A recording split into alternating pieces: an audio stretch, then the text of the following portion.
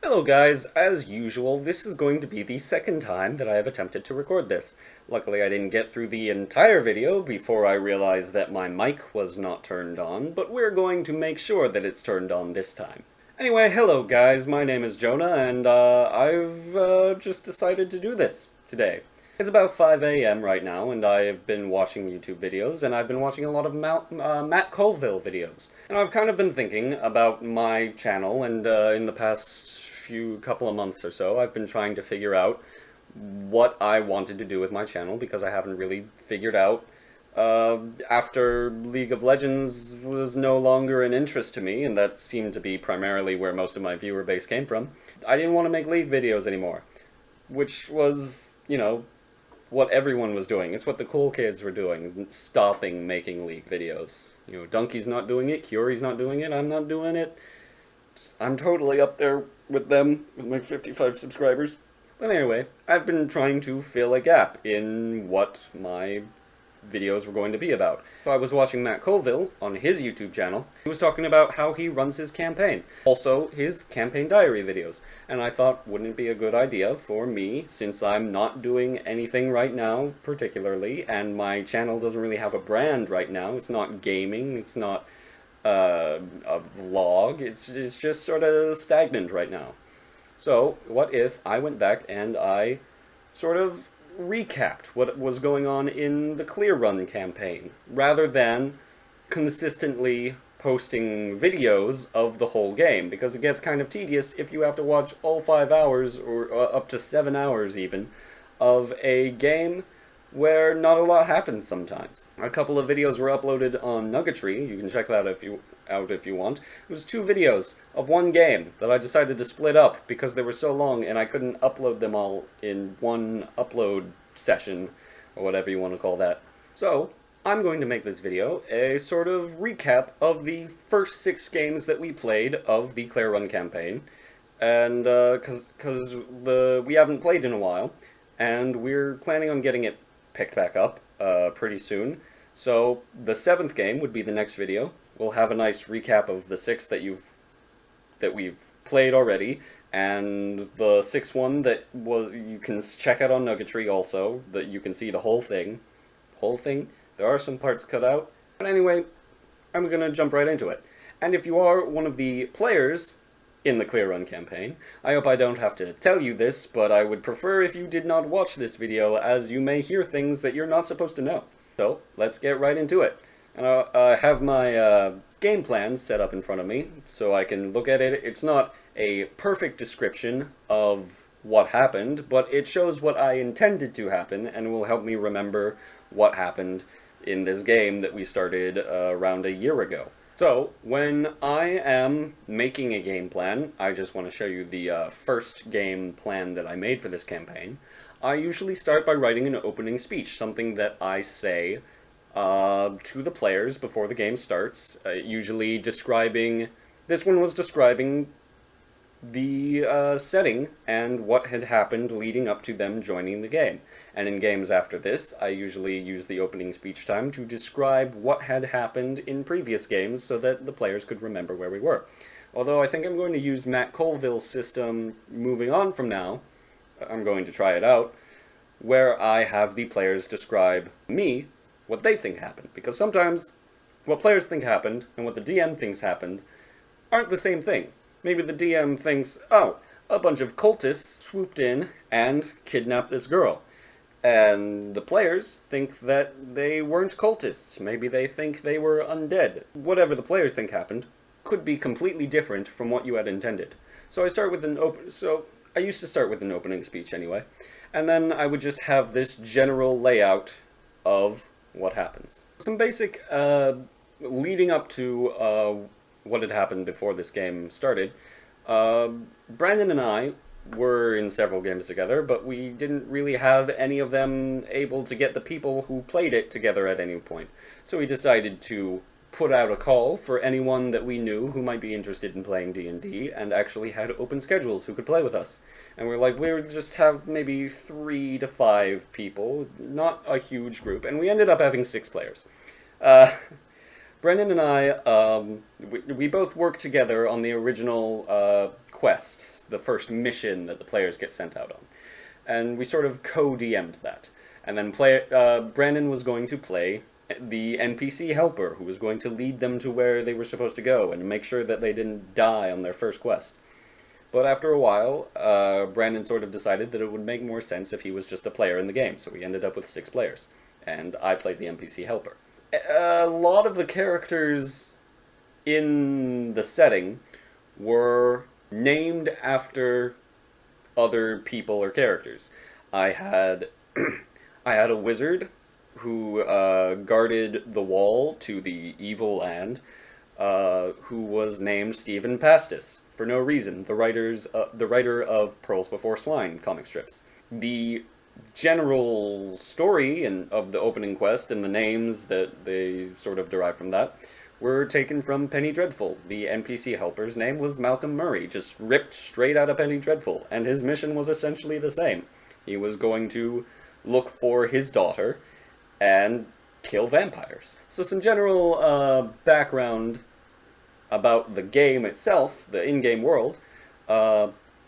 About 2,000 or 3,000 years ago, there was a kingdom called Melpomene, and if you imagine the structural, the architecture and city planning of Attack on Titan, with the 3 walls and the layers, but more in a physically tiered, kind of like a tower sort of setup, where the lower class people live in the lowest tier, middle class lives in the middle tier, and the upper class people live in the highest tier. And that was just how their city worked. I'm doing lots of hand motions that I don't probably need to be doing.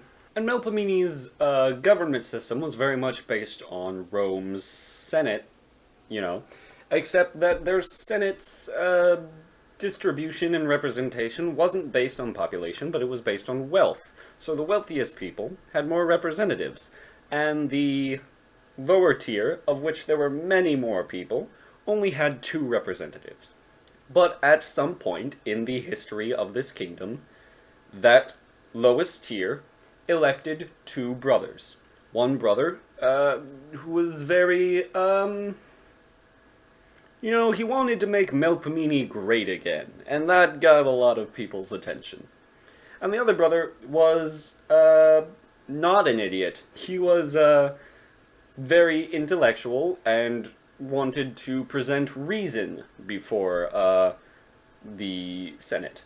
We have one brother who wants to threaten the Senate, and basically if anything doesn't go the way he wants, he's going to start a revolution, and the people who voted for him are definitely there with him, ready with their pitchforks and whatnot. And the other brother wants to present reason to the council, to the Senate, wants to make them understand why his way is the best way. And his way probably was the best way. He was a very, for some reason, educated peasant. It kind of got to a point, though, where in the Senate, after they had been elected, the other senators, especially the wealthiest senators, got very unnerved by the amount of power that these 2 brothers held in their Senate, and they began plans to assassinate the brothers. And the intellectual brother finds out about these plans. Well, both brothers eventually find out about the plans. The intellectual brother is afraid of death. He does not want to die. He was all for this, you know, revolutionary change in the way that their government worked, because he knew it was a flawed system. Now that his life is on the line, he is afraid, and he doesn't want to make any waves. But waves will be made anyway, because a god of death visits him. Now the legend doesn't say which god of death. It just says a god of death. This could be Kelimvor, however unlikely that would be, gives the eldest brother, the intellectual brother, I don't remember if he was the eldest or not, probably, gives the intellectual brother immense power. It basically creates a horrifying, powerful man who may or may not also be undead. Probably undead, because soon after he becomes this powerful man, an undead plague sweeps across the, basically, crater or valley that's many miles wide that Melpomene rests in. An undead plague sweeps across it, and the people of Melpomene flee, including the younger brother, who comes in contact with a different god of death and is given different power. But the players don't know that. they think he died at some point. We'll go into that when it becomes relevant in the campaign. Getting to where this new kingdom that the players are now starting in, called Bluval. Bluval is a kingdom very much based on Ireland. Bluval, basically, created this wall, and fortified this wall with a magic that undead could not pass by. And decided, alright, the undead can have that side, and we will stay here, and we will prevent the undead from ever leaving this valley, which is surrounded by mountains, so they cannot get out that way either. Because, you know, mountains are impenetrable. Elephants couldn't get over them. You think dead people can? Now that I've explained the legend behind Bluval's existence, I'm going to go ahead and read to you the opening speech that I gave the players at the first sit-down of this game. It is the 13th of Hammer. Bluval's snowy hills and home seem peaceful in its winter. Most people stay inside to avoid the cold, but some are moving about on business or in preparation for the holiday of midwinter at the end of the month. Your group had gathered within River Hare Tavern in the more densely populated area of the city of Bluval itself. After congregating, perhaps introducing the people you know to others, you looked out to the east. In the distance, though you could not see the eastern wall many miles from where you stand, you can see the perpetual dark clouds that spread across the great valley between the mountains, stopping just at the border of the kingdom. Knowing your employer will meet you at the wall, you set out, leaving the focus city into its more open lands. As afternoon turns to evening, you start to come to a small neighborhood beyond which you can finally see the top of the famous eastern wall. You arrive at the gatehouse, where a man stands holding a torch in one hand and a shield in the other, just under which you can spot a mace hanging from his belt. He wears scale mail made of some metal you're not really familiar with, and he watches you approach by the open portcullis with grim expectation. Thank you all for coming. I am Malcolm Murray. To remind you, and keep you focused on this mission, we are here to look for Maya Hart, a young girl who is believed to have ventured out into the Dark Border, perhaps as some childish rebellion, and become lost or captured, or worse. Our mission is to hopefully find Miss Hart alive and return her safely. Now, I doubt any of you have ventured into the Dark Border before, so let me be clear. You are to be alert and attentive, steadfast and brave in the face of danger, should it arise. You were chosen because you are capable of defending yourselves, but do not take this to mean that there is nothing where we are going that may be able to do you harm. Avoid danger when possible, moving quickly and quietly, and when we must confront the beings within, we will deal with them swiftly before they can react. We will not rush recklessly. The few wardens form a plan first, then execute it. Now, before we proceed, are there any questions?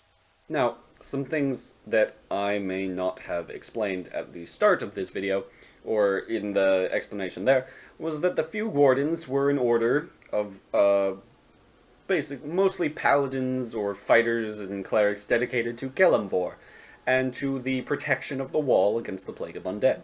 Malcolm Murray is a member of the few wardens, who for some reason is leading the party into and past the wall. Now, the few wardens are very careful and cautious with all affairs concerning the wall, so the party can't just walk through.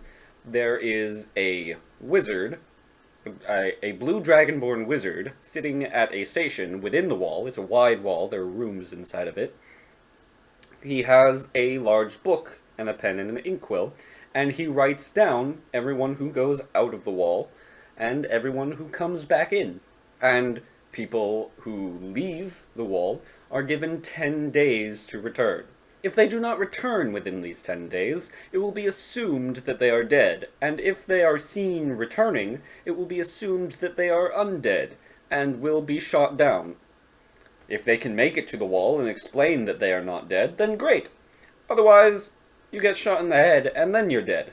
Now, according to the few wardens, there are two sort of divisions of locations past the Dark Wall. The first area is the place that people in Few Gordons are allowed to go when they're allowed to leave the wall, called the Dark Border. And the Dark Border is a place that is somewhat dangerous. Undead can appear in it.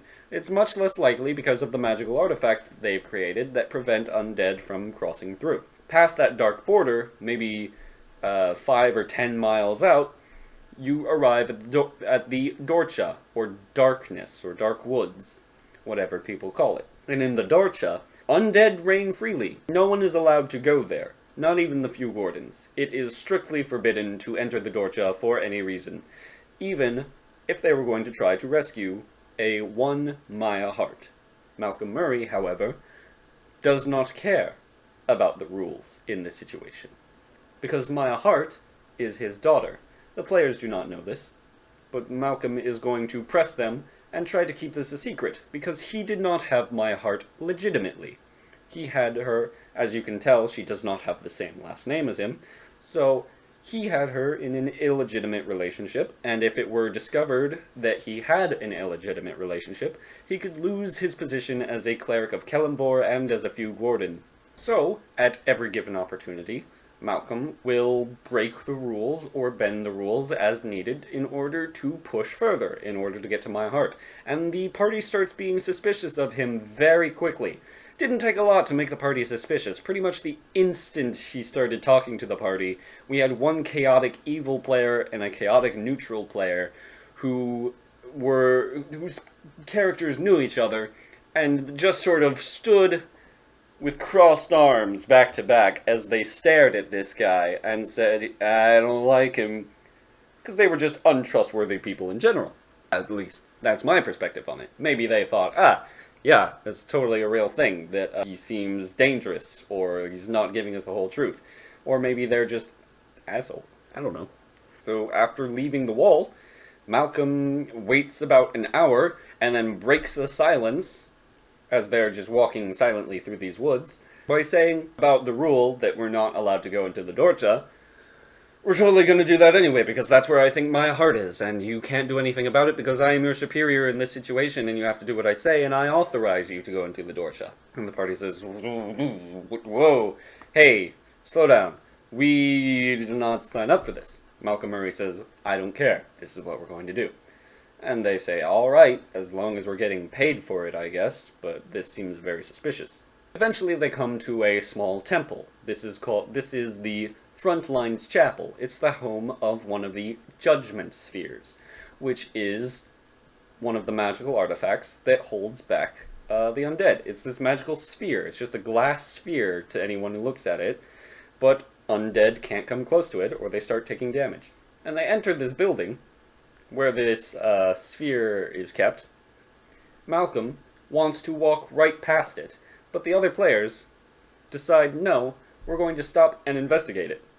Malcolm says, no, we don't need to investigate it, it's just a temple, we don't need to stop there, they already know we're going. And they say, no, we're going to look in there anyway. We're the players, we're going to do what we want. Malcolm says, fine. Doesn't do any harm to look inside a temple that, you know, we haven't done anything suspicious yet, unless the players tell the chapel people that we're going to be doing this. So they walk into the chapel, and they find that all the guards are dead. And they have bite marks in their arms and necks. And on the wall, written in blood, are the words, "We were hunted."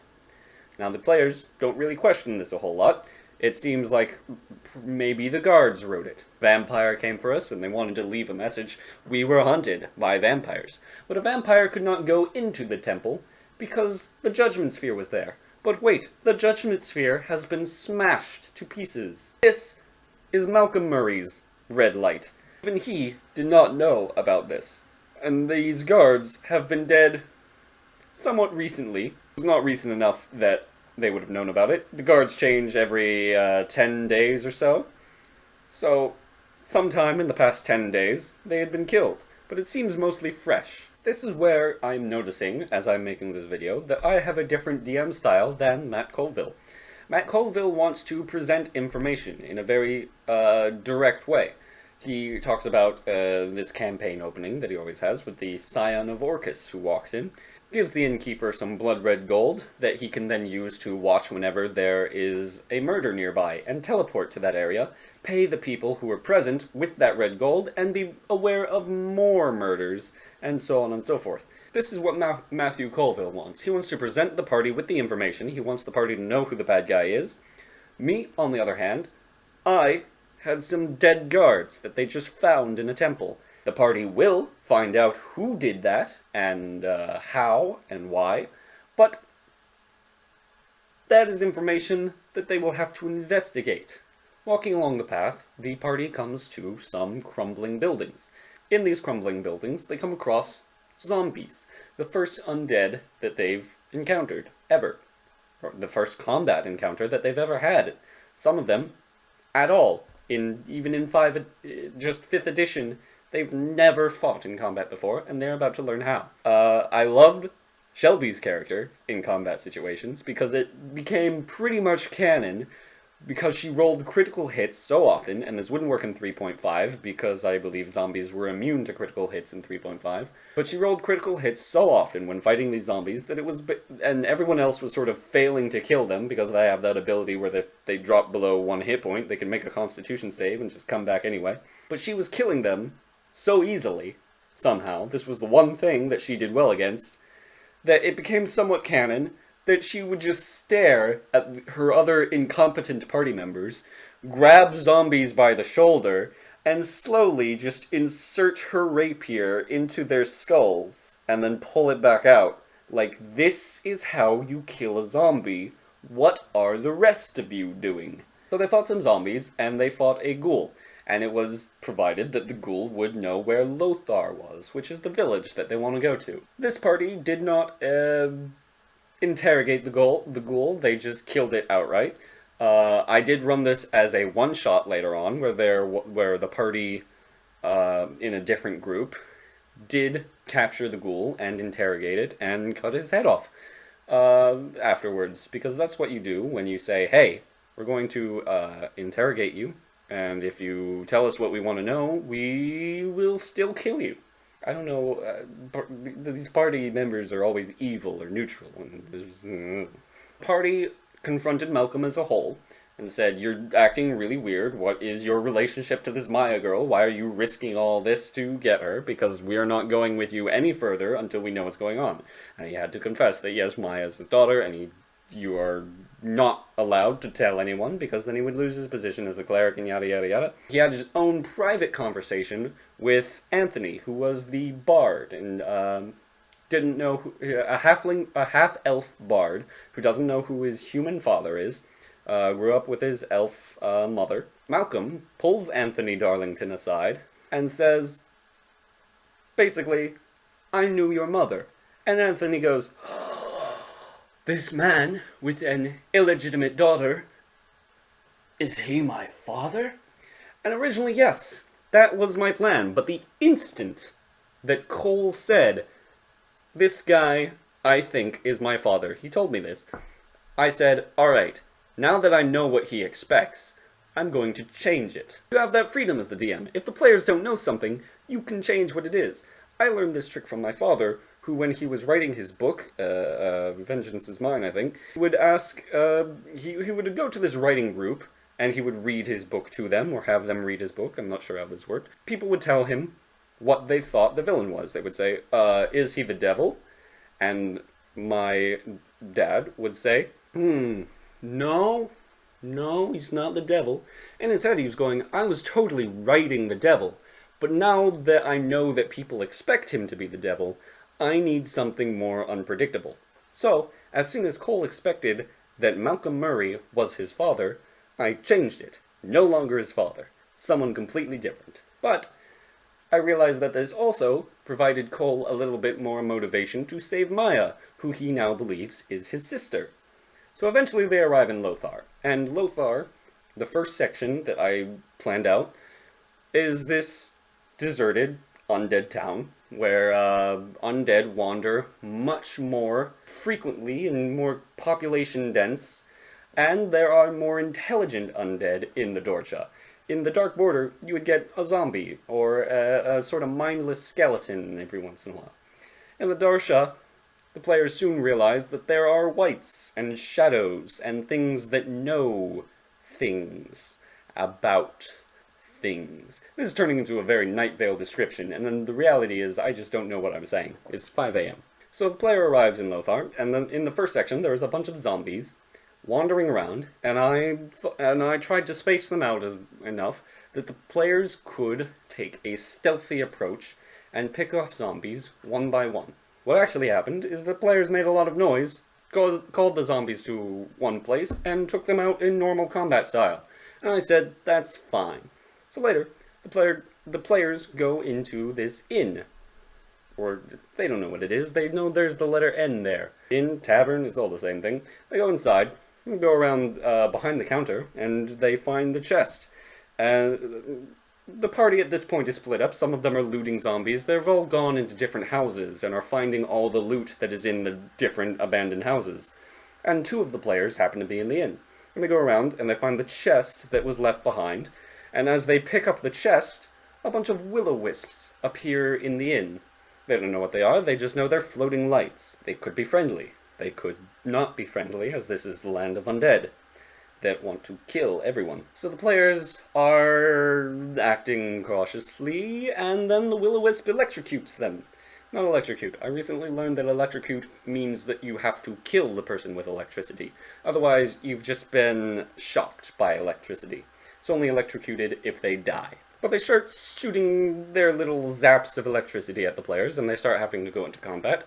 There are only 2 players in the inn. The rest, including Malcolm Murray, their heal bot, not a heal bot, he's a pretty good, but he's their primary source of healing, they're all scattered to the wind. You have a barbarian and a druid in the inn right now, trying to face 3 will-o-wisps. So, they know that they cannot take these 3 things by themselves. They're simply outnumbered, and they can feel the amount of damage that they're doing. They need to get the rest of the party's attention. And they're wondering if the party could hear if they shout. Rather than shouting, however, Tokar, the Goliath druid, played by Brandon, who was originally going to play Malcolm Murray, decides he's going to throw the chest at the window to shatter the window and get the party's attention. This works!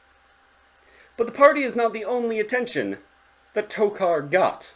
As they're fighting the will-o-wisps, they start hearing footsteps. Loud, heavy, crunching in the snow footsteps outside the inn's walls. They can hear it through the walls. They can look out the window, and in the fog, the whole area is dark and foggy. They can see these large figures walking through the snow and the city. The players that are outside can see that there are minotaur skeletons that have noticed the loud shattering of glass that alerted the entire other side of Lothar that I had planned. So now, the party is now dealing with the will-o-wisps, who I decide after 1 or 2 of them get beaten, the will-o-wisps have the ability to turn invisible, and I decide that the last 1 or 2 of them that are beaten or almost dead decide to just wink out and leave, because they're not going to win that fight. And primarily, because I didn't want the players to have to fight 3 will-o-wisps, the 2 minotaur skeletons, and the wight that were waiting for them. Now they just have to deal with the minotaur skeletons and the wight, and even that proved to be a hard challenge. And let me just say something. When you are planning encounters, and you use the math, do not take to assume that if you have a large party, you can use higher challenge rating monsters. Because if you have a party of first level adventurers, do not use minotaur skeletons. I don't care how many party members you have. If you use minotaur skeletons as described in the monster manual without changing anything, the party is going to wipe. Because a minotaur skeleton, all of their attacks can basically do all of any first level adventurer's health in a single hit. If I had done their gory charge attack the way that the monster manual had intended me to do, I would have destroyed that party. I had to nerf them in-game improvising. And the wight was no picnic either. They had to fight all of these things at the same time. They managed to survive without losing anybody, and we take that as a blessing. Then there was the final location that they had to go into, the temple that the final boss was waiting in. This temple was the first clues that they got to what was actually going on. Let me actually look up what I read to them. The temple's interior is actually much more intact than the other homes you've encountered. There are several sets of pews, and though one at the back has been broken in half, the rest are pristine dark wood. Torches are lit in sconces all around the walls of the room. A figure in the front pew wearing grey robes with golden hair rests his head in his hands as he stares up at the stone altar. A large obsidian orb seems to be embedded in the stone wall above the altar.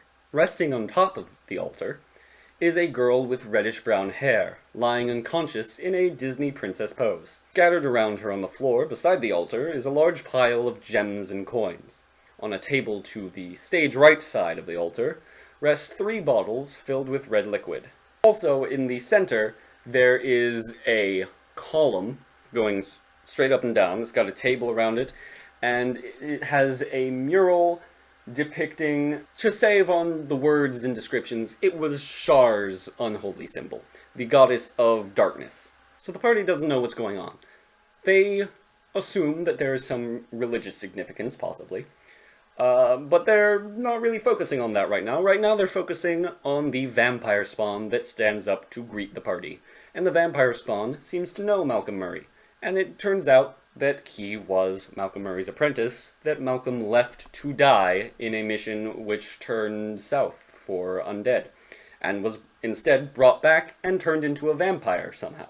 Now this was the story of what happened because I knew what Brandon was expecting, because Brandon helped me to design this campaign, and again, I took what Brandon expected to be correct, and I changed it once he was no longer involved in the project. Because originally, Alexander was going to be a revenant who was back to take vengeance on Malcolm.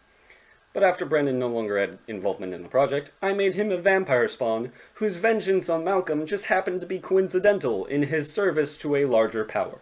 Alexander monologues and monologues and monologues, and suddenly a shadow rises up behind Malcolm Murray and hits him hard. During the course of this battle, however, Connor, the secretly chaotic evil member of the party, is the warlock of the group. He did nothing but throw out Eldritch Blasts the whole game, and it worked fairly well, actually. Until he decides, and he did this quite often, Alexander is on the other side of Malcolm from where Connor was standing. So, Connor just decides to take the disadvantage on hitting Alexander through Malcolm, and just hope that Malcolm doesn't get in the way. Malcolm did get in the way, and Malcolm's Eldritch Blast knocked him unconscious. And after this, Alexander lunged onto Malcolm's body and slashed him twice with his claws. And then Malcolm failed a death saving throw. And I continued making saving throws behind the scenes to make it look like there was a chance that Malcolm could be saved, but once the party examined his body after the fight, it was clear that he was dead. And they beheaded Alexander. Shadow disappears. Alexander shouts something at some point, something along the line. He shouts at the Shadow, like, "Are you going to help me?" And the Shadow's like, "No, I'm not, I'm leaving, goodbye." And Alexander looks distraught or something like this, and then they cut his head off. And then they go to examine the girl's body, and she is unconscious, and it seems that she might be dead. And Alexander, believing that this is his sister, says, you know, it was described as a Disney princess pose, maybe she needs a kiss to wake her up. And the rest of the party goes, that is incestuous, that is necrophilia, possibly. We're not entirely sure if she's dead or not. He goes and does it anyway. Nothing happens. I didn't mean literally a Disney princess pose. Later, they turn her head over, and yeah, she's got bite marks in her neck. I don't know what the party was thinking at this point, but they're like, we'll deal with that later. Also, during the battle, Connor was the only one who spotted an armored figure in black holding a glaive, who walked into what looked like a wardrobe, or not really a wardrobe, more of a sort of halfway in design from a wardrobe and a confession booth, basically. He walks into this wardrobe, and Connor's like, guys, I just saw a guy, he just left. He was in dark armor, and he was wearing a glaive. And the party doesn't really like Connor. They've never liked Connor. They've always sort of known he was chaotic evil, probably because Richard is really bad at not saying out loud, I'm chaotic evil, that's what I would do. So, party knows his alignment. Not in-game, but they can figure it out. He was, in their eyes, responsible for the death of Malcolm Murray, the only man who was willing to pay them for this job. So they go, and they investigate the wardrobe, and they find nothing. But they do find a switch that opens a secret staircase leading down underground that they assume that this man escaped out of. And they don't know how far the staircase goes, so Connor says, I'm going to take the vampire spawn's head that we have chopped off, and I'm going to kick it down the stairs. And, you know, I say, alright, good. It goes 10 feet down the stairs and hits the bottom. It's a 10-foot staircase. That's it. Says, oh, so we could have seen the bottom the whole time. Yeah. So they follow this tunnel, and they come up in a house. It's a normal house. And they look around, and there's nobody in it. It's a small house. They come back through the tunnel. Maya Hart's body is gone. Has left the building. Nobody was watching it.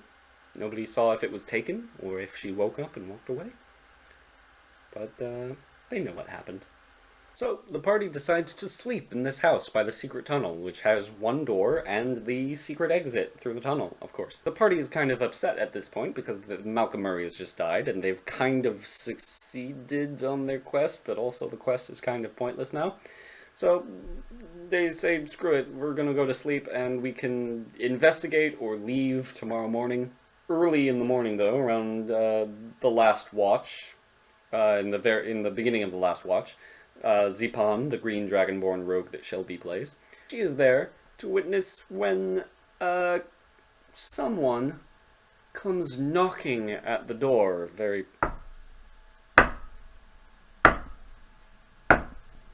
just continuous, and the party is like freaking out. What's on the other side of this door? What in this place knows what knocking even is? And they hear this voice in their head telling them that they have interfered in affairs that they have nothing to do with, and they're going to pay for it, basically. And they ask, who is it? And it just says, I am a servant of Orcus. And the party is like, I don't know what that means, because they have no idea anything about D&D. Most of them have never committed to a D&D game. Most of them have none of them have ever played a D&D official campaign of any kind. So they don't know who Orcus is. They don't know what's going on. All they know is that this thing somehow manages to open the door. I don't remember how. Either they opened it to fight it, or it somehow broke the door down or opened it because it doesn't have a lock. And the party begins to realize that just standing near this thing deals damage to them, and when it looks at them, it deals damage to them. And also, the description of this thing, because they don't know what it is, nobody's successful in identifying it, is just this undead creature with wet, rotting skin, a face with no jawbone, so it just sort of falls into a scream-like position with a large gaping mouth that doesn't move. The nose and the mouth hole are fused together. It's just the scream, basically. And wearing this mossy, rotting cloak over itself. And it's just destroying the party, and it is terrifying them. And they start running out the secret exit. Some of them stay behind to hold it back long enough for them to escape, and then they run past. They do something that blinds the creature, or they put down a moonlight spell, and they run away. And the creature loses track of them, doesn't know where they are. It starts wandering around the town looking for them. At least, they stop in the tunnel at some point, which is only 5 feet wide, so people can't get past very easily. Or less than 5 feet wide. And they're looking around, and the creature isn't following them. So they move on and they get back to the temple, and they're like, what was that thing?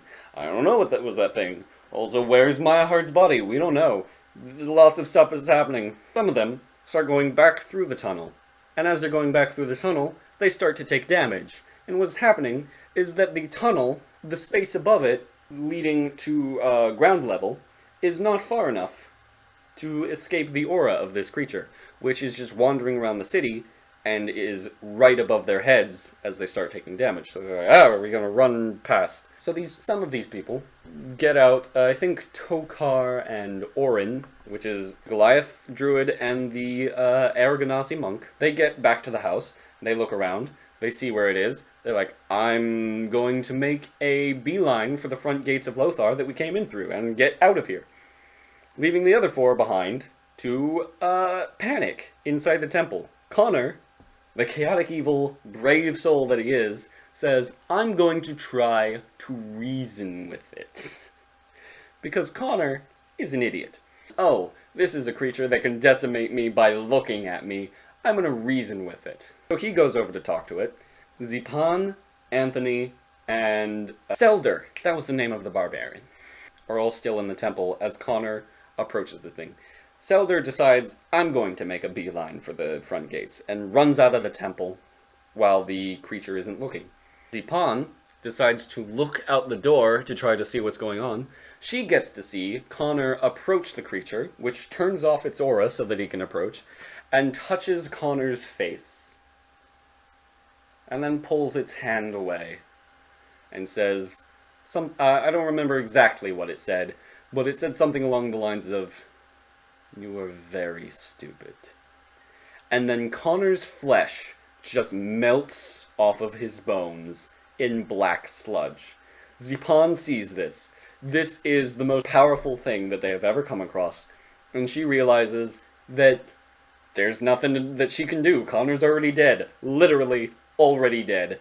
She runs for it. Wait, I got the order out of... Anthony is the one who looks out the door, sees this happen, and he just runs. Zipan decides that she's going to walk out, walk over a bit, see Connor's bones. Anthony saw it happen, but she and Anthony are the only ones who actually saw what became of Connor. All the rest just have to take their word for it.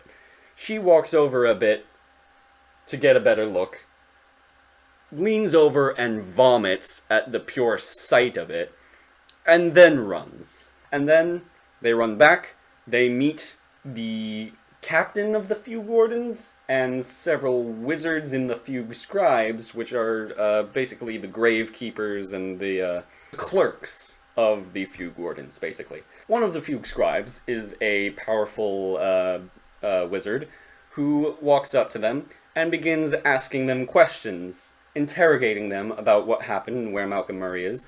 But he just asks the question.